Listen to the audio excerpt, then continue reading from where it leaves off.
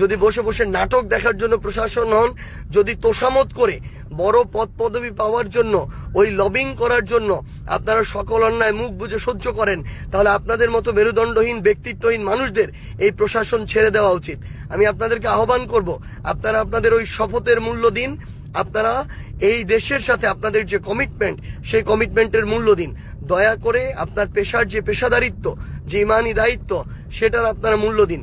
আপনারা পুরো দেশে যেই জুলুমগুলো হচ্ছে সেই জুলুম বন্ধে আপনাদের যে অ্যাকশন, সেই অ্যাকশনগুলো নিন। এবং তারেক রহমানকে আমার জায়গা থেকে আমি স্পষ্ট করে একটা কথা বলতে চাই, যে আপনি দেশে এসেছেন, আপনি আপনার জায়গা থেকে এই নেতাকর্মীদেরকে, যারা আজকে থেকে 1.5 বছর আগেই জুলুমের শিকার ছিল, যারা নির্যাতিত ছিল, অনেকে নিপীড়িত ছিল, তারা যে আজকে নতুন করে জালেম হয়ে উঠছে, তাদেরকে যদি আপনি আটকাইতে না পারেন, নিয়ন্ত্রণ না করতে পারেন, তাহলে আওয়ামী লীগের চেয়েও খারাপ পরিস্থিতি হবে আপনাদের। এই জন্য আহ্বান করব যে কঠোর নির্দেশনা দেন। পুরা স্থানীয় পর্যায়ে আপনাদের নেতারা যে ভয়ের রাজ্য কায়েম করছে, আপনাদের নেতাকর্মীরা যে একটা বুনো উল্লাস করছে, মানুষের বাড়িতে হামলা করে, মানুষের উপরে হামলা করে, রক্ত ঝরিয়ে, এই বুনো উল্লাস আপনার থামাইতে হবে। আজকে আমার যুব শক্তির একজন কমিটির সদস্যকে তারা 15-20 জন মিলে পিটিয়ে মেরেছে।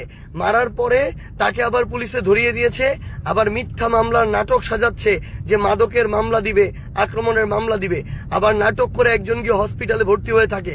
এই ধরনের নাটক করে যদি আপনারা মনে করেন যে বাংলাদেশে আরেকটা ভয়ের রাজ্য কায়েম করবেন, আমি শুধু আপনাদেরকে সতর্ক করে দিচ্ছি, এখানে অভ্যুত্থানের প্রজন্ম, অভ্যুত্থানে অংশ নেওয়া সবাই এখনো বেঁচে আছে। এই মানুষগুলো 16 বছর এর আগে সহ্য করেছিল, এবার কিন্তু 6 মাসও সহ্য করবে না। আমি আপনাদেরকে সতর্ক করে দিচ্ছি, এর আগে শেখ হাসিনা ভারতে পালিয়ে গিয়েছে, এমন অনেকে আছে যারা অপরাধ করে পার পেয়ে গিয়েছে, কিন্তু আমাদের ওই অভিজ্ঞতাগুলো আগে ছিল না বলে এটা হয়েছে। এখন সেই অভিজ্ঞতা আছে, কেউ পার পাবে না, কেউ পালানোর সুযোগ পাবে না। একদম স্পষ্ট করে বলে দিচ্ছি, আপনারা সবাইকে সতর্ক করে দেন। আমরা জান থাকতে, জীবন থাকতে আমাদের একজন নিরপরাধ নেতাকর্মীকে শুধু দল করার অপরাধে, শুধু একটা মার্কায় ভোট দেওয়ার অপরাধে আমরা হয়রানির শিকার হইতে দিব না, আমরা জুলুমের শিকার হইতে দিব না, আমরা রক্ত ঝরতে দিব না। এটা আমাদের ওয়াদা, এটা আমাদের কমিটমেন্ট। আমাদের নেতাকর্মীরা বাঁচলে আমরা আবার রাজপথে দেখা হবে। আপনারা সবাই প্রস্তুত থাকুন, নির্দেশনার অপেক্ষায় থাকুন।